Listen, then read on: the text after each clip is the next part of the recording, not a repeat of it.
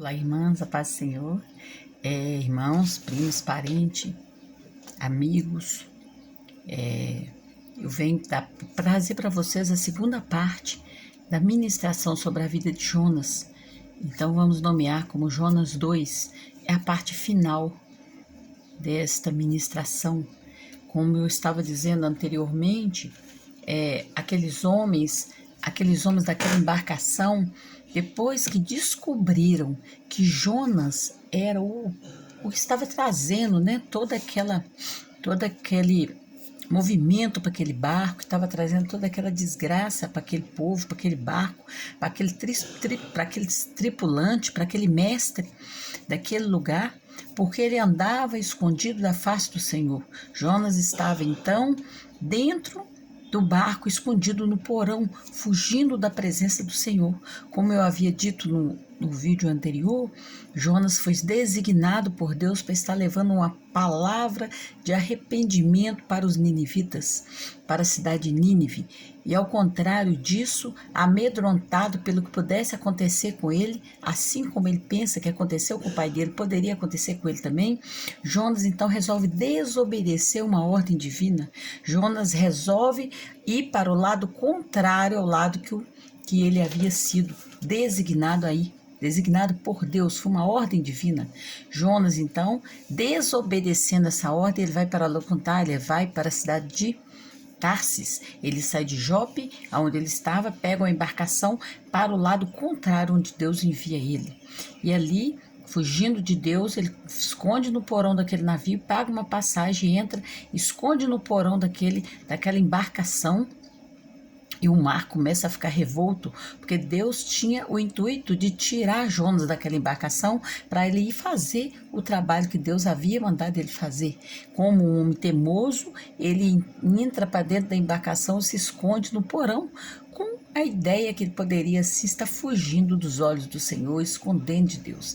Deus, como é onipresente, onipotente, onisciente, ele pega aquela embarcação e faz com que os homens tirem sorte, e tirando a sorte eles descobrem que Jonas era o homem que estava trazendo aquela grande tempestade, porque Deus estava muito infeliz com Jonas. Então, os homens resolvem então, depois de tirar a sorte e descobrir que Jonas era o homem que era culpado por aquele problema, eles resolvem então perguntar a Jonas como faremos contigo.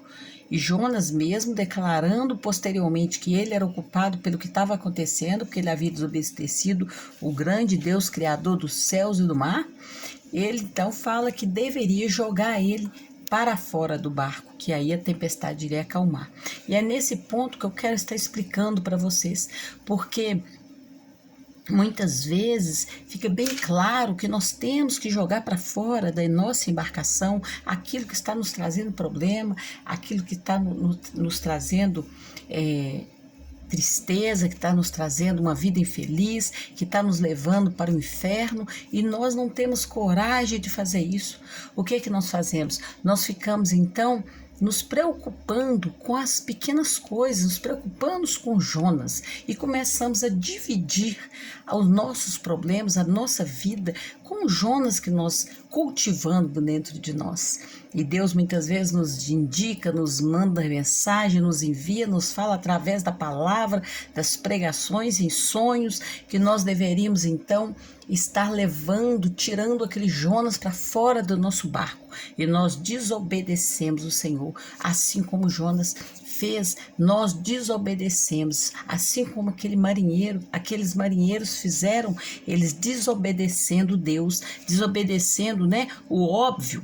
No caso ali não era Deus, porque eles nem sabiam, mas desobedecendo o óbvio, eles tentam ainda remar contra a maré. Quantas vezes nós fazemos isso? Quantas vezes nós tentamos empurrar o problema, tentamos enrolar, tentamos colocar aquele Jonas bem perto de nós, nós ficamos até com uma certa tozinha, nós achamos que aquele Jonas pode ser até alguma coisa que um dia vai nos fazer bem. Mas, ao contrário, cada vez mais o mar se torna bravio, cada vez mais a nossa vida se torna uma vida infeliz, uma vida triste, uma vida sem Cristo, porque nós optamos estar assim. E muitas vezes, assim como aquele mestre, nós tentamos trazer Jonas para perto de nós. Nós não temos coragem de jogar ele para fora. Nós não temos coragem de expulsar ele da nossa vida. Foi o que aconteceu. Muitas vezes nós temos algum vício, nós temos algum problema, alguma pessoa errada na nossa vida, algum amigo, algum negócio errado que nós estamos fazendo e nós tentamos cultivar aquele problema. Nós não temos coragem de enfrentar de uma vez por todas e eliminar esse problema da nossa vida. Foi isso que aquele capitão fez, foi isso que aquele tripulação fez. Começaram então a orar aos seus deuses, começaram então a remar contra a maré e cada vez o mar se tornava mais bravio. E mais uma vez nós cultivamos um Jonas dentro de nós, assim como eles fizeram, estava cultivando aquele homem que estava trazendo a desgraça para eles, para dentro deles. Enfim, eu quero que estar trazendo para vocês, finalizando essa pregação, porque Jonas, ele teria que ser jogado ao mar, ele tem que ser expulso daquele barco, ele tem que sair desse barco. Então eles expulsam Jonas, jogam ele ao mar. Quando eles veem que eles não conseguem cultivar mais aquele problema, né? Eles com peninha de Jonas, eles tentam ao máximo segurar ele dentro do barco. Então eles pegam Jonas e jogam ele ao mar. Quando joga Jonas ao mar, vem o grande peixe. A Bíblia nos revela que um grande peixe. Muitas vezes nós falamos que é uma baleia, por analogia, porque a gente imagina que um grande peixe pode ser uma baleia pelo fato do baleia ser um grande peixe. Mas a verdade é que a Bíblia não relata qual peixe que é esse. A Bíblia relata apenas que esse grande peixe engole Jonas. E quando Jonas é engolido por aquele grande peixe, a Bíblia relata aqui no capítulo 2, que é a oração de Jonas. O capítulo 2 vem falando toda a oração, o arrependimento de Jonas. Quando Jonas ora ao Senhor, ele se reconsagra a Deus e ele volta novamente para o Senhor. Mas será que isso é por muito tempo? Será que Jonas realmente está arrependido? Ou Jonas está com medo de morrer naquele lugar escuro, que mais uma vez ele acabou caindo no fundo? Ele foi para um porão novamente, dessa vez dentro das entranhas de um peixe. Será que Jonas realmente está arrependido? Vamos ver mais na frente. Aqui a Bíblia nos relata que Jonas, quando ele resolve então se arrepender, Deus mais uma vez fala com Jonas no 3 e fala: levanta-te. Veio a Jonas mais uma vez, pela segunda vez, a palavra do Senhor a Jonas. Nós estamos falando do 3. Levanta-te, vai à grande cidade Nínive e proclama contra ela e diga a mensagem que eu digo. Contra ela a mensagem que eu digo. Então Jonas levantou e foi a Nínive, segundo a palavra do Senhor, pois era Nínive uma grande cidade diante de Deus. Para percorrê-la era necessário 3 dias. E Jonas então começou a percorrer a cidade por um dia, clamando: daqui a 40 dias Nínive será subvertida. Então Deus dá mais uma oportunidade para esse homem. Esse homem novamente volta para os caminhos do Senhor, ainda que temporariamente ele vai, leva aquela palavra de arrependimento para aquele povo de Nínive. E o povo escuta aquela palavra de arrependimento.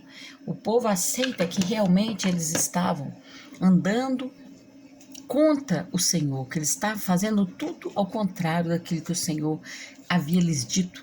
Então aquele povo volta-se para o Senhor. A palavra vem nos falando que o próprio rei de Nínive, ele se veste de saco e ordena um jejum por todo aquele lugar.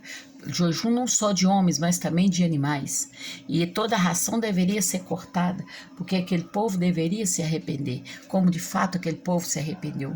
Mas novamente nós temos aqui um Jonas que até então, parecendo que era um homem arrependido, ele vem e se indigna com Deus. Ele fala a Deus que aquilo não poderia estar acontecendo, né? Ele se indigna com Deus e fala o seguinte, olha o que Jonas fala para Deus. Jonas, no 4, Jonas se desgostou extremamente com isso e ficou ressentido. Irmãos, a Bíblia relata que Jonas ficou ressentido. Jonas não queria que Deus salvasse aquele povo. Depois do arrependimento do povo de Nínive, no 3, 5 até o 10, onde mostra claramente que o povo se arrependeu dos pecados e Deus desistiu de destruir aquele povo. Deus então aceitou aquele arrependimento, mas Jonas, o homem que deveria pregar a favor do arrependimento, aquele homem que deveria ficar feliz com a salvação de almas, com o arrependimento, Jonas então claramente fala com Deus aqui no 4, que ele se desgosta extremamente e fica todo ressentido. E ele orou ao Senhor, e ele disse ao Senhor: ó Senhor, não foi isso que eu disse quando estava ainda na minha terra? Por isso me preveni, fugindo para Tarsis, para que pois sabia que és Deus piedoso e misericordioso, longânimo e grande em benignidade, e te arrependes do mal.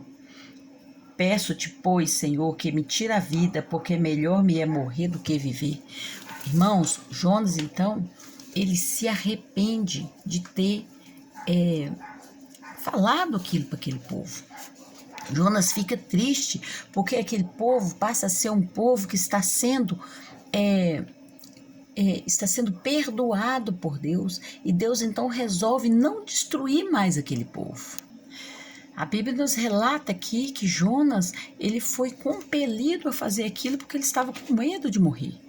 Jonas então, ao invés de Jonas ficar feliz porque aquele povo estava arrependido dos seus pecados e seria salvo, então Jonas então vira para Deus e fala que ele está muito ressentido. Jonas não perdoa, Jonas não esquece, Jonas quer que aquele povo seja destruído. A Bíblia relata aqui que Jonas, então, ainda que ele parecia estar arrependido, ele novamente se volta contra Deus quando ele diz que ele estava muito angustiado e que lhe era preferido que Deus tirasse a vida. Olha que absurdo, quantas vezes, irmãos, nós vemos homens e mulheres sendo salvos, homens e mulheres que já estiveram no mundo e hoje eles estão nas mãos do Senhor, estão sendo cuidados pelo Espírito Santo, e nós olhamos para aquela pessoa e falamos: nossa, aquela pessoa não merece isso, aquela pessoa matou, aquela pessoa roubou, aquela pessoa estuprou, aquela pessoa é uma pessoa má, cruel. Ela era até o Espírito Santo invadir o corpo dela, até ela ser tomada pelo poder de Deus, até ela se arrepender. Porque muitas vezes nós não concordamos que Deus não retira a certa pessoa do sofrimento porque ela fez ou deixou de fazer alguma coisa. E foi isso que aconteceu com Jonas.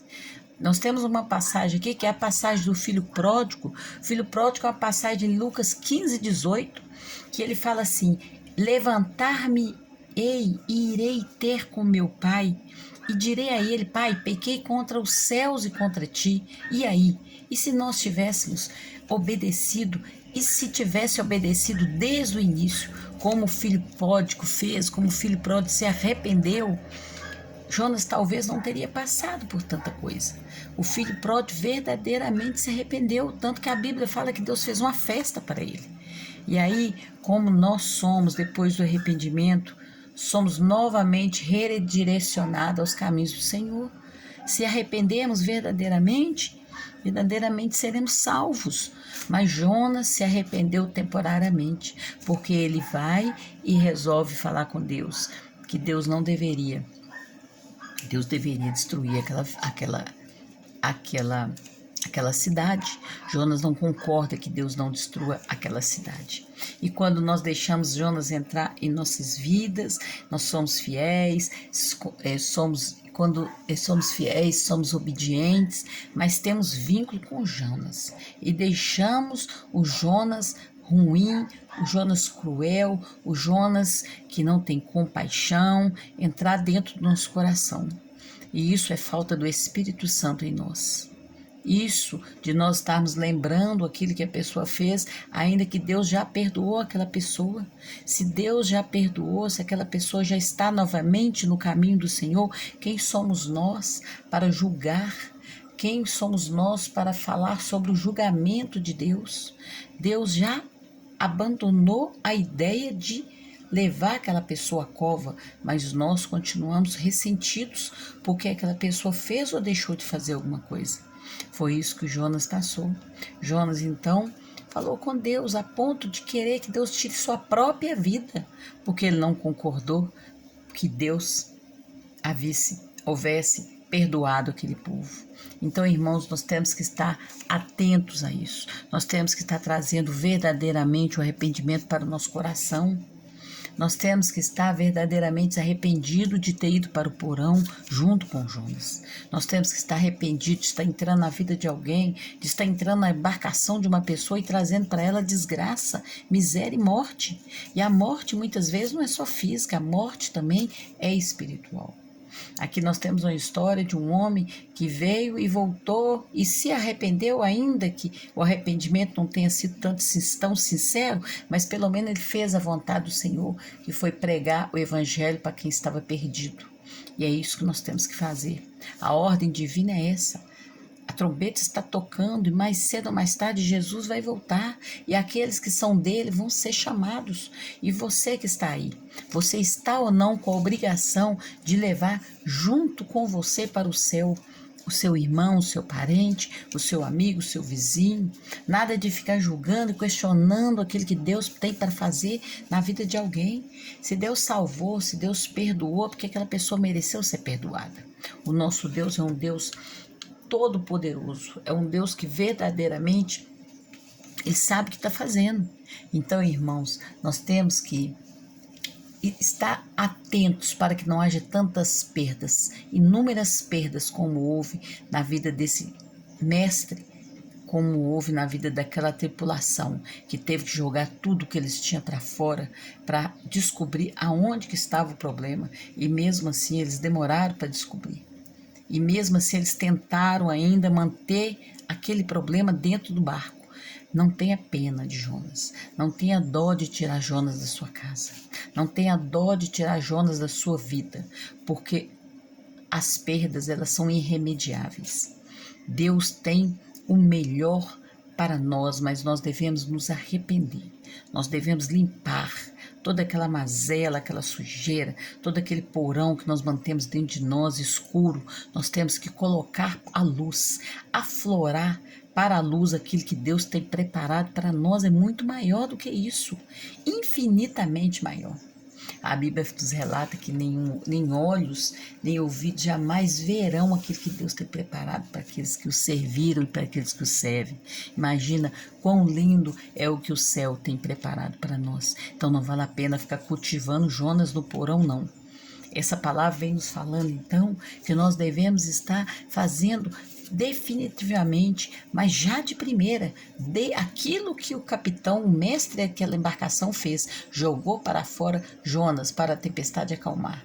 É agora, você tem poder de fazer isso hoje, basta você levantar os olhos, aonde você estiver, ore ao Senhor, levanta os olhos ao Senhor e diga: Senhor, eu me arrependo daquilo que eu fiz, limpa meu coração, me livra de toda mazela mundana, me aceita como seu filho e eu o aceitarei como meu verdadeiro Salvador, meu verdadeiro e suficiente Salvador. Faça essa oração agora, tire de dentro de você tudo que não presta, começa uma vida nova, começa um novo amanhecer com Jesus, sem Jonas na embarcação. Você vai ver como a maré vai abaixar, você vai ver como a tempestade vai acalmar. E o Senhor estará todos os dias da sua vida com você. Todos os dias da sua vida, Jesus estará com você. Até o dia que Ele vier te buscar. Não antecipe essa busca. Não antecipe.